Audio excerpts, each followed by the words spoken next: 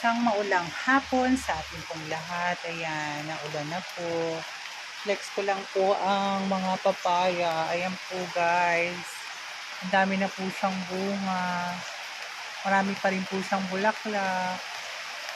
Ayan. Pwede na siyang panggulay. Ang dami niya guys. Ang dami niyang bunga. Ayan, malaki na siya.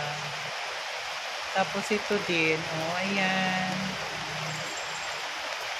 Tapos doon guys, ayun yung bulaklak, ang ganda, diba?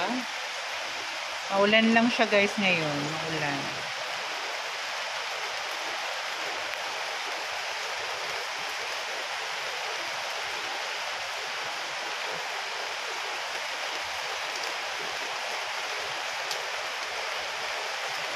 Ang dami niya guys bunga, promise. So, ito din.